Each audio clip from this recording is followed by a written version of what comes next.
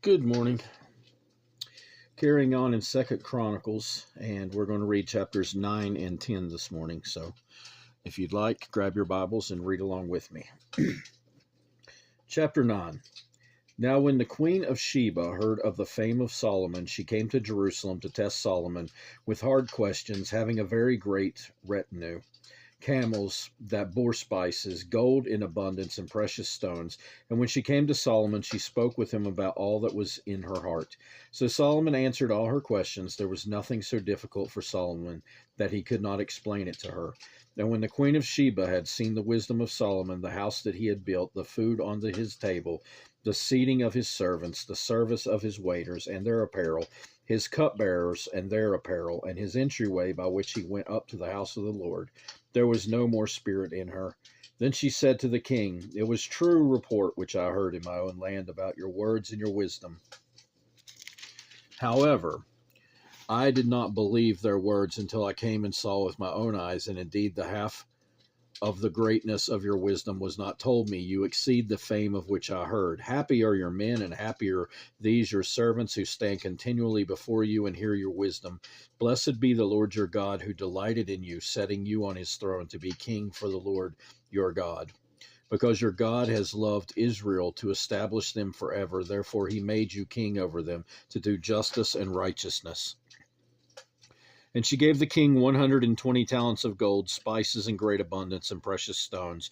There never were any spices such as those the queen of Sheba gave to King Solomon.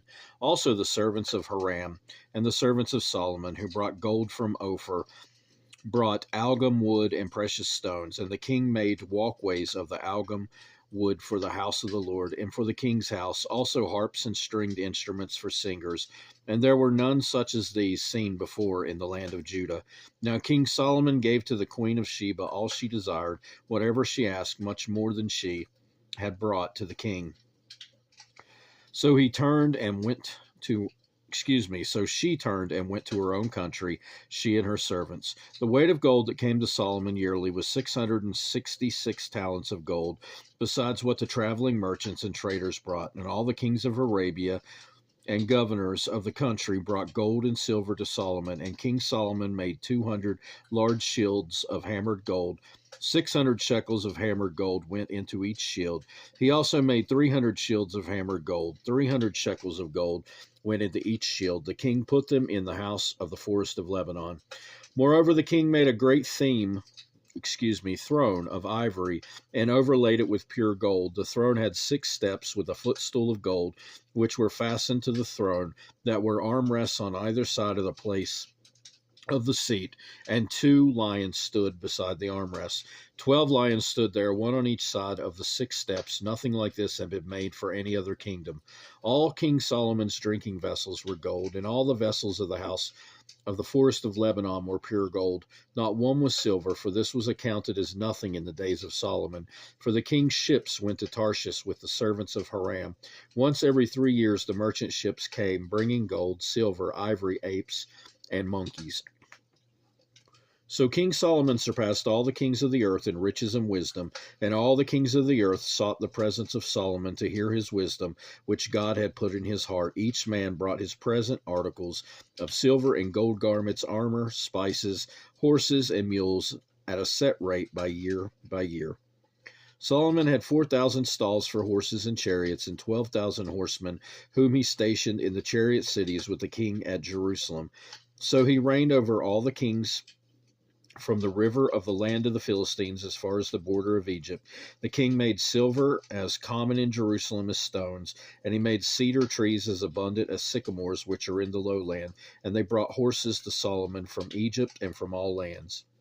Now the rest of the acts of Solomon, the first and last, are they not written in the book of Nathan the prophet, in the prophecy of Ahijah the Shilonite, and in the visions of Iddo the seer concerning Jeroboam the son of Nebat? Solomon reigned in Jerusalem over all Israel 40 years. Then Solomon rested with his fathers, and was buried in the city of David his father, and Rehoboam his son reigned in his place. Chapter 10. And Rehoboam went to Shechem, for all Israel had gone to Shechem to make him king. So it happened when Jeroboam the son of Nebat heard it. He was in Egypt, where he had fled from the presence of King Solomon. That Jeroboam returned from Egypt. Then he sent for him and called him. And Jeroboam and all Israel came and spoke to Rehoboam, saying, Your father made our yoke heavy. Now therefore lighten and the burdensome service of your father, and his heavy yoke which he put on us, and we will serve you. So he said to them, Come back to me after 3 days. And the people departed. Then King Rehoboam consulted the elders who stood before his father Solomon while still lived, saying, How do you advise me to answer these people? And they spoke to him, saying, If you are kind to these people and please them and speak good words to them, they will be your servants forever. But he rejected the advice which the elders had given him and consulted the young men who had grown up with him, who stood before him. And he said to them, What advice do you give? How shall we answer the people who have spoken to me, saying, Lighten the yoke which your father put on us? Then the young men who had grown up with him spoke to him, saying, Thus you should speak to the people who have spoken to you, saying, Your father made our yoke heavy, but you make it lighter on us. Thus you shall say to them, My little finger shall be thicker than my father's waist. And now, whereas my father put a heavy yoke on you, I will add to your yoke. My father chastised you with whips, but I will chastise you with scourges.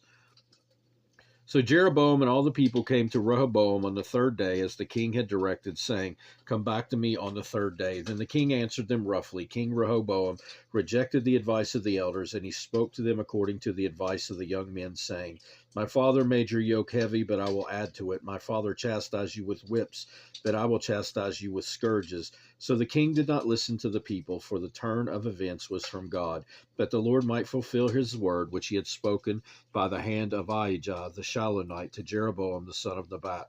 Now when all Israel saw that the king did not listen to them, the people answered the king, saying, What share have we in David? We have no inheritance in the son of Jesse.